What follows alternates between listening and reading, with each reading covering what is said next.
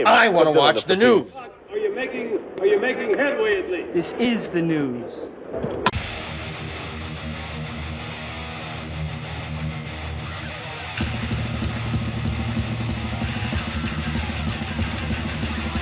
Smack-a-ma-gob, it's time for the only news that matters on Kiss Wednesday. And before I get into the whole Kiss Unplugged thing, I want to do a little shout out to my friend Esteban Lopez, who interviewed me for this magazine, Popular One in Spain, and I'm in their latest magazine. And I can't be more proud. And look at the headline. I talk about Kiss Tards. That's right. I go into my whole Kiss Tard phase. See, I'm a Kiss nerd. There's a difference between Kiss nerds and Kiss Tards. Kiss Tards are the ones that say, "Oh, you're not a real Kiss fan, man, because you don't like this and you don't like that." You know, they're the kind of people that they have to like. You have to like what they like, or else you're not a real Kiss fan. All right, I'm not a real Kiss fan, but you're a real Kiss twat.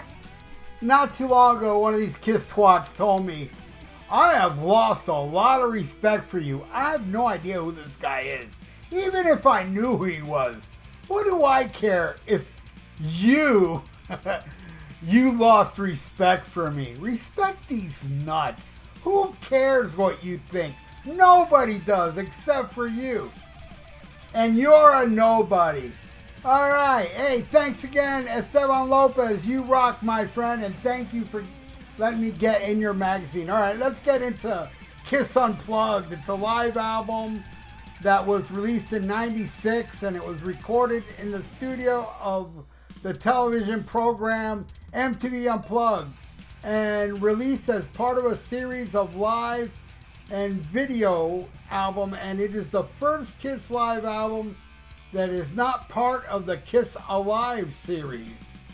Yes, it was on August 9th, 1995. The band performed at Sony Music Studios in New York City for the MTV show Kiss Unplugged. And the only reason they got on that show is because the guy who ran Unplugged is a huge Kiss fan, and he said, "Look, the only way I'll let you guys on Kiss Unplugged if you bring Ace and Peter to the band for them to perform on it." And they were like, "Man, we gotta do it," you know, because Kiss Unplugged was extremely popular at the time, and Kiss was a fine oiled machine at that time because they were doing Unplugged shows on their conventions for months before that, so they were prime, man, and it shows on that recording because it's so good. But anyway, Peter, Chris, and Ace Frehley was invited to participate, and it marked the only time the original lineup performed publicly without their trademark makeup, and was also the first time Frehley and Chris shared a stage with Eric Singer and Bruce Kulick. It was the first time Singer had part of a lead vocal on an album, shared with Peter Criss on Nothing to Lose. The fan reaction to Chris and Frehley at the show was so positive that in 1996 the original lineup of Kiss reunited, with all four original members together for the first time since 1979. The sound was deafening, the sound of rock and roll history coming full circle in the TV studio, wrote Kerrang's Don Cale in a review of the taping at New York City's Sony Music Studios. Complete pandemonium ensured as they stuck the opening chords to 2000 Man, and it continued when Ace's voice rang out in the clear manner we all know and love. On March 12, 1996, the concert series was released on CD. The LP version of the album included a poster, and some were pressed with yellow marbled vinyl. A standalone VHS and DVD documentary were produced around the same time as the CD release, with archival footage of the band rehearsing sessions at SIR Studio in New York. It also shows the first Kiss convention appearance earlier in the year, with Peter Criss joining the touring member on stage to sing a few tunes. So then when asked, hey, you got to bring Peter and Ace or else we're not doing this Unplugged, they were like, fuck it, let's do it. And it was very hush-hush, man. Nobody knew about this reunion because of the contentious split. The worldwide fan base never thought this would happen. And it was kept closely held secret until the day of the event. On December 18, 2007, the performance appeared as part of the History Volume 3, 92 to 2000 DVD set. This included the original DVD release of the concert, plus 5 previously unreleased songs. Hard Luck Woman with Paul Stanley singing. Heaven's on Fire, Spit, mostly sung by the audience. Come On and Love Me, and a country version of God of Thunder, which is horrendous. I hated that version. That country version, it's just terrible. An overseas release of the album on 2 DVDs featured outtakes from the show and were edited out of every other release, such as Gene forgetting the lyrics to a song or Paul breaking a string on the guitar in the middle of the song, plus some banter between the bands and the audience while they were changing the stage for Ace and Peter to come out. And Got to Choose also appeared much earlier in the album, right after Domino. Now, contemporary reviews were mixed.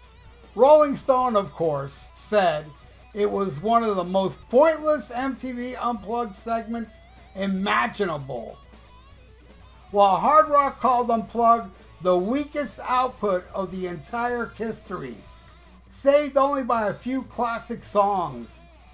Modern reviews were more positive. AllMusic reviewer stated that the musicians exceeded expectations, and given their newfound energy, charisma, and love for the music, their performance provided the catalyst for the beginning of a successful world reunion tour. And Canadian journalist Martin Popoff remarked how many tracks sound campfire comfy done this way. The Unplugged format exposed the no-brain, all-heart pop craft of these songs. So I remember reading a magazine where they said, you know, because this is before the internet, well, before I had the internet, saying, oh, Ace Frehley and Peter Criss reunited with Kiss on MTV Unplugged segment. I was like, what? Oh my God. I was so shocked and so jazzed. And, you know, the time was right for that reunion because that Kiss convention, I went to the one in Miami, and most of the questions during the Q&A were about the original lineup. Is it ever going to happen? And they were like, no way, no, it's not going to happen, no way, no way. But, man, the reaction of Ace and Peter coming out on the Unplugged was so gigantic. Not only from the people there, but, you know, it's just Kiss fans like me, you know. I was ecstatic. I was like, oh, my God, this is amazing. And I'm just thinking of the Unplugged thing. But, man, I mean, you think about it. Revenge was even though I'm not a big fan of Revenge, it was a return to form where they got a little more hard rock in. It was better than the last 2 horrible albums they released.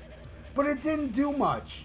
And then when they recorded Carnival of Souls, you know, I'm sure, you know, what happened was all this talk about the reunion was after they recorded it and they were mixing it. And I'm sure at the time, Gene and Paul were looking at each other going, you know, this shit's not going to do shit. I mean, we're going to be knocked down to theaters and stuff. We can't play arenas anymore. I mean, the Revenge tour, I mean, most markets were half full or even less than half full. So it was a very bad time for Kiss that they had to do something. And, you know, it's kind of like the 10th year anniversary of Creatures of the Night. That was a biggest flop. Even The Elder sold more in 82 than Creature of the Night did. And then, you know, fast forward 10 years later to Revenge. That, I mean, I think it went gold, but still, I mean, the concert attendance was horrible. that they were like, dude, we need to reunite. And little did they know it was the biggest tour of the year, and they sold out the stadium in Detroit in, like 45 minutes. It was the biggest shit ever. So, they had to let Bruce and Eric go because the people wanted the reunion, Yeah, there's some of you out there that wish that Eric and Bruce would have stayed in the band so you could go watch them in like a smaller theater, because the Carnival of Souls tour, if that would have ever happened, it would have been much smaller venues. But anyway, that is the story of Kiss Unplugged.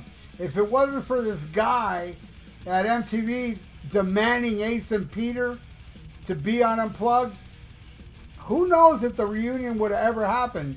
That's why when the Rock and Roll Hall of Fame inducted Kiss, Gene and Paul were like, nope, we're not going to get Ace and Peter back on the stage, because then we might get a repeat of Unplugged and people will want a reunion again. So we're not going to even have, a reunion of any kind with these two, because that ship has sailed, and it has, But anyway, that's it for the only news that matters. I want to thank you all for watching. Please leave your comments below of how you feel about Kiss Unplugged. Do you love it like I do? Do you think it sucks like other people do? Let me know in the comments below. And please subscribe to my channel if you haven't, and ring that little notification bell, and like the video, because it's good for the YouTube algorithms. So stay frosty. Listen to Black Sabbath. And again, thank you, Esteban Lopez. And schmack-a-macabre. Farewell and adieu to you fair Spanish ladies. Farewell and adieu, you ladies of Spain. For we've received orders for to sail back to Boston. And so never more shall we see you again.